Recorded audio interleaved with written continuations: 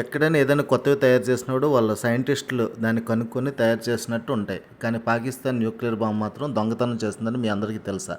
Father of the Pakistan nuclear బాంబ్గా పేరుగాంచిన అబ్దుల్ ఖాదర్ ఇండియాలో జన్మించినప్పటికీ మైగ్రేషన్లో పాకిస్తాన్కి వెళ్ళాడు. తర్వాత తను డచ్, బ్రిటన్, జర్మన్ గ్రూప్స్ కలిపి చేస్తున్న ఫిజికల్ డైనమిక్స్ రీసెర్చ్ ల్యాబొరేటరీలోంచి డచ్ పార్ట్నర్ యొక్క యురెన్కో ల్యాబొరేటరీ నుంచి ఆ యొక్క సెంట్రిఫ్యూజ్, ఆ టెక్నాలజీ మరియు సప్లై చేసే టోటల్ తాలూకా కాంట్రాక్టర్ వివరాలు ఇవన్నీ దొంగిలించి తను పాకిస్తాన్కి వచ్చేసాడు. పాకిస్తాన్లో దాన్ని బేస్ చేసుకొని డెవలప్ చేసి యురేనియంని శుద్ధి చేసి తర్వాత న్యూక్లియర్ బాంబును తయారు చేయడమే కాక దాన్ని చాలా దేశాలకి, చాలా సంస్థలకు కూడా అమ్మేయడని ఆరోపణలు ఉన్నాయి. ఈ విధంగా తనని ఒక న్యూక్ స్మగ్లర్ అని చెప్తారు. బట్ పాకిస్తాన్ వాళ్ళు మాత్రం తనని ఫాదర్ ఆఫ్ ది న్యూక్లియర్ బాంబ్గా పేర్కొంటారు.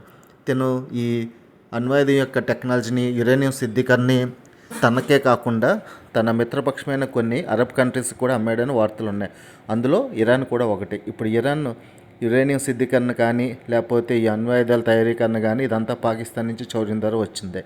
చైనా మరియు పాకిస్తాన్ ఈ విషయంలో ఎంతో సహకరించుకొని ఈ న్యూక్లియర్ వెపన్ తయారు చేసి 1990లో చైనా ప్రయోగించిన న్యూక్లియర్ బాంబు కూడా పాకిస్తాన్లో తయారు చేసిన న్యూక్లియర్ బాంబు అని కొన్ని వార్తలు ఉన్నాయి. ఇప్పుడు ఇరాన్ తను బలంగా తయారవడానికి, బలంగా ఉందని అనుకోవడానికి, ఇజ్రాయెల్ మీద కాల్దవ్వడానికి ఓ విధంగా ఈ న్యూక్లియర్ బాంబే కారణం.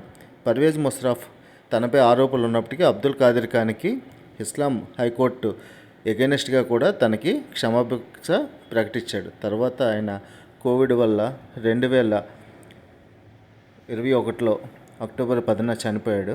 స్టేట్ ఆనర్స్తో ఒక స్టేట్ హెడ్ క్వార్టర్స్ అయిన H8 గ్రేవ్యార్డ్లో ఆయనకి అంత్యక్రియలు జరిగాయి.